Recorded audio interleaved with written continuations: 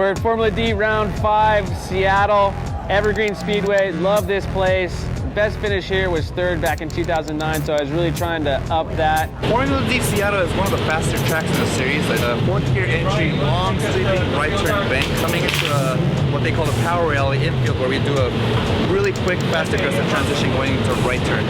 So the outer zones on the wall are really hairy. You're carrying a lot of speed through the bank, and you got to get your rear end on the bank. So there's not much room for error here. So do I like it? Yeah, I really like it because it's extremely fast. There's a lot of very excellent turns here, and the fans here are phenomenal.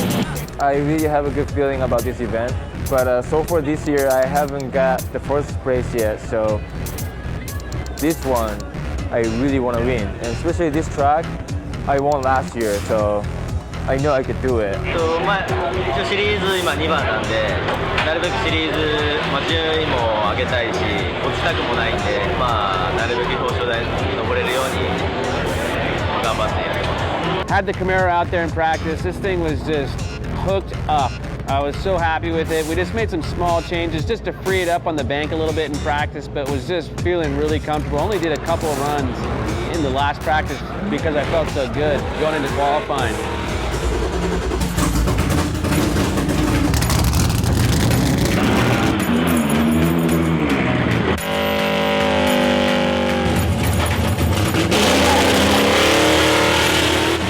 First run in qualifying, I really didn't change much, but the track changed quite a bit. So going into the bank, just a little too hard, and coming off the bank, just barely grazed the wall, but just straightened me up enough to where they gave me a 0. So I was pretty bummed with that because I typically am pretty easy on my first run, and that meant everything was on my second run. So for the first run, I tried to stay high on the bank. Coming off the bank, I threw a lot of angle, and then coming into the infield, I guess I shallowed up a little bit. So some points were deducted there, and that's why I ended up with 81. Right now, Daigo's in second in points, so it's a bit frustrating because he's not looking too good at this event. So I'm just hoping that what he does normally, which is qualify mid-pack and just kill it in competition. So I think you'll see a little bit faster Daigo coming out for the competition. Whoa! That is a lot of tires off.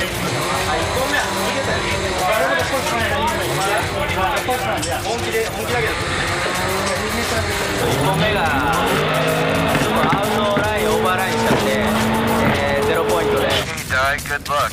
You got this. I pretty much messed up from the beginning. I initiated a little too early, and then I couldn't keep the car on the high on bank. And then I kind of correction. I made a big correction beginning of the bank, and then since then, my rhythm got kind of messed up. Sorry. Now let's see if they give you a score or not. They gave you a 0. Got it. Sorry, guys. Relax, bro. I know. It was all or nothing at that point. Go out for my second run and just put a pretty conservative run together. Nothing too crazy, but I did get a lot of angle coming off the bank, which I've been doing all day long, so there's nothing like a mistake. Here we go. Tyler McCory currently does not have a score. He is not in top 32. This is do or die for the Mobile One Chevrolet Camaro. Oh, a big correction here. Definitely slowed me down through my transition in the power alley, and they didn't like that at all, apparently. Tyler the Rock McCory with a 66. As I came back over to the pits, Eric O'Sullivan came over the radio. I was like, okay, they gave you 66. That's putting you 31st. And I knew I was in trouble because on the first run, Dai got a 0, Daigo got a 0, Reese got a 0, and they were all in front of me. Hey guys, how you doing? Kenji Sumino, great performance. And qualifying, he was very confident going in and confident and comfortable with the car. He did a pretty decent qualifying. Here comes Ken the Goosh Gretti Scion FRS on Hankook tires. The second run, I tried to clean it up as much as I can, but I missed the last 2 inside clipping points, and I only went up 2 points. So we're here with the 83. Qualified 14th, and I think we're bracket's pretty good with what we have. So now is crunch time. Dai Yoshihara with a 0. This is do or die. Literally, D-A-I, Daijiro Yoshihara needs to get a score or he's not in the top 32. He is currently third in points in the championship. Is he going to make it in the top 32? And also, currently sitting in 32nd is Tyler "The Rock" McCory. He is potentially going to take out Tyler McCory, who is currently in 32nd. Dai Yoshihara playing it safe. Some strategy here as the pressure mounts around the final clip. It looks like Daijiro Yoshihara will be making the top 32. で2本目、失敗しないように、安牌で走って。Daigo the Ninja Saito in the Achilles Radial Lexus SC430. Daigo Saito having issues with his vehicle, taking it hard into the wall yesterday. 練習日からちょっとあまり車の調子も良くなくて何回かぶつけちゃったりもしてて、完全に治りきってはないんで、今もあんまり車の調子は良くないんですけど、頑張りたいと思います。 One of a fan's favorite. He has a 0 on his first run. He needs to get a score on the board in order to make it a top 32, and he's currently sitting second in points. A very safe run by comparison to some of Daigo Saito's runs earlier this year, as Daigo Saito, the Ninja, sneaks up on the competition, and he gets a 79. 結果が21番でした。 I knew a couple of those guys were going to get some solid scores, and so I was absolutely blown away. And I haven't not qualified, I don't think, ever. So to have that happen here, where I was anticipating having a really good run and was running so well in practice, was such a tough pill to swallow. I'm just hoping to wrap up this season and really turn it around for Mobile One and Yokohama, GoPro, all the partners we have on this program, and the team especially. All right, welcome to round 5 of the Formula Drift Pro Championship. My name is Jared Deanna, the voice of Drift. Right now, I want to break down the track. I'm with my co-host of Formula Drift TV and co-founder of Formula Drift. Look at that smile, so adorable. But in all seriousness, I want you to break down the course, what the judges are scrutinizing, and how the judges have laid out the course for today. Now, an important thing that the judges wanted to bring up is what is a 0 in tandem? Well, there are 8 specific things that they brought up. So as a fan and you're watching at home, here at the event, you can keep this in mind. The first one is a spin. That is a 0. Second is loss of drift. Third would be an understeer. 2 would be 2 tires off or more based on the outside edge of the painted line. If at any time your hood, your hatch, or your doors open during a run, not due to contact, that is a 0. An illegal pass is a 0. Drifting straight is a 0. And a driver deemed responsible for contact that results in a car spinning or losing drift will also be a 0. Now it is time for tandem. Let's get in the top 32. The third place driver in the championship on your right, Dai Yoshihara, and on the left is going to be Dennis Merzanis. All right, all you gotta do is just a nice lead run, nothing crazy, just do what you're doing, and follow run should be pretty good. You got this. You guys going to be initiating first. Dennis is going to be following. You see Dennis taking a little bit lower line, trying to get closer to Dai. Good smoke from both drivers. Extra angle from Dai as he exits the bank, but Dennis is able to handle that pretty well. Looks like Dennis' team has done their recon on this. Coming in, Dai is able to pull away around that first inner clip and the second inner clip. Nice lead run, Dai. Nice lead run. You're slightly shallow in the power alley, but otherwise nice. Dennis was not able to gain proximity on you, so I'd say advantage you. Dennis Merzanis is going to be leading now. Shallow angle from Dai looked like a little bit of a bobble on initiation, but able to close that gap. Some extra angle from Dennis, possibly 2 tires off there. Gonna have to be tough. Oh, Dennis taps the wall. Dai, that could be bad because you hit him pretty hard. At all. Please tell him I didn't even touch him. Oh, you did not touch him? Oh, I didn't hit him at all. You got it, you got it. Good job, Dai, good job. That's actually going to set up a rematch with Reese Millen. So Yeah, Dai versus interesting. Reese in the top 16. This is going to be a great top 16 overall. I'm going to have to hand flag you guys. So, point now. So for the top 32, we were matched up against Kenneth Moen, and for the first lap, apparently he called a false start on me. From what I remember, I remember seeing the flagger's hands both go down. And then I also saw his car lunge forward, so I thought he was right next to me. And when I was at the end of the straightaway, the flagger that's standing there that's supposed to stop me wasn't waving his flag, so I thought, okay, clean call, let's keep going. We were talking about that whole situation of the restart, and you saw it being used right there by Moen. which means this is all for nothing for Gucci. But when I looked back after I finished the course, he wasn't there, so I called in my spot. I was like, hey, what happened? He's like, hey, they're calling a false start on you, so we have to go one more time. And at that point, I was already like pissed off beyond belief. It'll be interesting to see how that's ruled, because I'm not sure if he didn't see the flagger that was warning him. We're staring at that orange cone, that ominous orange cone right now. That's the one that you must stop by in order to request a rerun. Moen gonna have to wait for Gucci to catch up to him. Here we go on the bank. This is the part that counts the most. Gucci got a little bit higher line on the bank.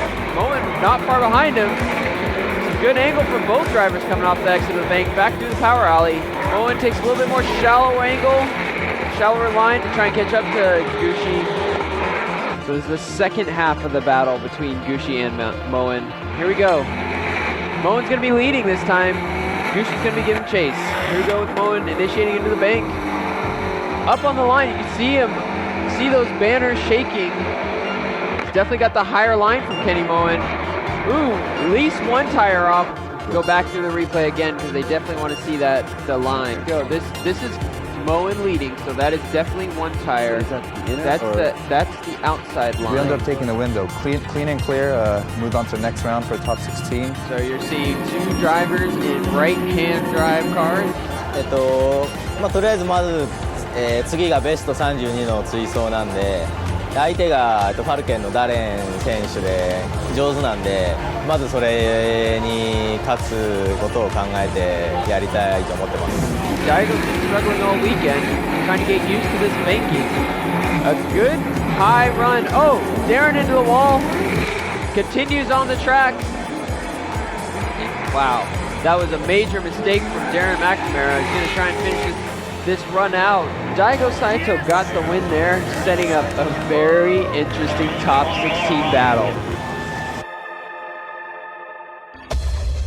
For the top 16, we were matched up against Yoshioka, and he's in the RSRS 15. He was looking good all weekend, so we knew we had a tough matchup. And what was funny was when he was leading for the first lap on the straightaway, his hood popped open, flew off the car, and I thought he was going to stop, but he kept going, man. That guy is a maniac. Yoshioka is leading as the higher qualified driver. He completely lost his hood. And kept on going, and I got to give credit to both of the drivers. Definitely. Kept going, followed him as best I could, even though there was a slight gap. Again, looking at this handy list that we got that was discussed by Ryan Sage, losing your hood, hatch, or having a door open, even having them open on track, is considered a zero. Once it came to swap positions, I just gave it my all. Ken Gucci's going to be leading in this second run. Gucci got a good line up on that wall, some good tire smoke coming off his hand-cooked tires. Here we go. Oh, Yoshioka into the wall again. And spinning out. Towards the end of the bank, he clipped me a little bit, and I thought I was going to spin, but I held it through, and he spun behind me. So we moved on to the top 8.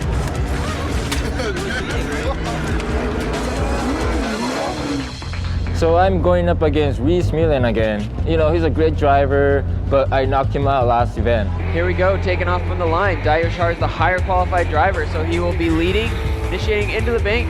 Wow, pretty high up on the bank, but it looks like Millen is pretty high as well. Some good smoke from both drivers.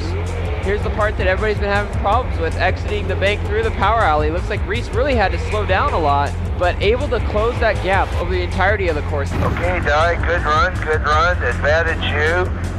Reese was weak around the oval, and he went super shallow, and he barely got proximity. Here we go with round 2. Reese Millen's going to be leading in that turbocharged V6. Dayoshar is going to be giving chase to Discount Tire V8. Here we go on the bank. Good high line for both drivers. Oh, Dayoshar offline. Definitely one tire that dropped. We'll check for 2 later. Gonna get hard on the power through the power alley. Good smoke from Reese coming off the end of the power alley.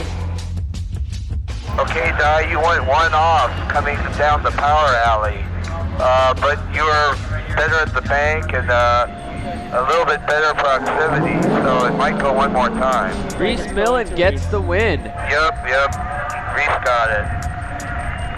I think it was 2 tires off for Di, probably too much for him to overcome. It looked like 1 out, but I guess they were saying 2 out. Daigo might gonna lead, huh? Damn it! My day ends so early, dude. Hopefully, other top competitors going to get knocked out pretty soon, and hopefully I will be still staying in like high in the championship point. And next 2 rounds, I will do well. It's not over yet. Here is the battle of battles. These guys have been up against each other's throats the last 2 rounds. In Florida, a lot of people thought that Conrad might have had the win, including myself, to be honest. Conrad's going to be leading as the higher qualified driver. He's just got to run his line, stay high on the bank, good smoke. That's what we're seeing so far. Again, not a lot of bank tracks over in Japan, so Daigo's having some trouble getting used to this.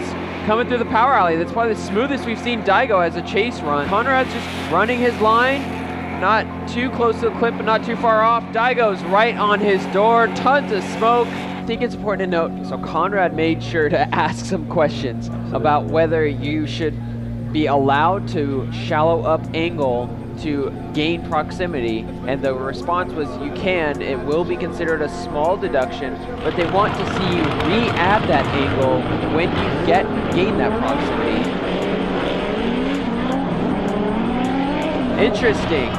Interesting. So here we go again. This cone is not a pace cone. If you feel that you were wronged on the start, you are allowed to stop before that cone and restart. The judges want to see both drivers enter the bank at the same time. We know that Daigo has ungodly amounts of horsepower. So you'll see these guys line up again. The Achilles tires girls on the right, the Hankook tire girls on the left. Here we go. Oh, here we go again. Conrad wants another one. These are the rules that were laid out in the drivers' meeting. You know, there's a lengthy discussion about what would be allowed and what would not be allowed. So it looks like a lot of discussion happening with Luke, the starter for Formula D, with trying to explain things to Daigo, that they need to stay closer, getting off the line. Here we go. And we have full power past the cone. That's a great sign. Daigo's going to be entering. Wow. Conrad right on his door at the beginning, has to jump on the brakes in order to allow room for Daigo. Daigo's high on the bank. Some great angle from Conrad coming through the power alley. Yeah, this is where Conrad's really done well to suck up to the drivers. Closing that proximity. Switching back. Oh, Daigo spins out. Loses drift. That, I'm pretty sure, is going to be a 0. Yep, unanimous decision. Conrad Grunwald gets the win.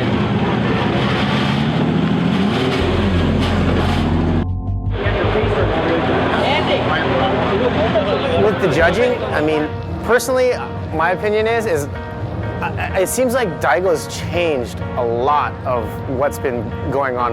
You hear the judges constantly say proximity now, and I think they realize that being close and, you know, offline, or even just, you know, not following the guy's line, but being close is kind of important. And just me personally, that's what it seems like ended up happening.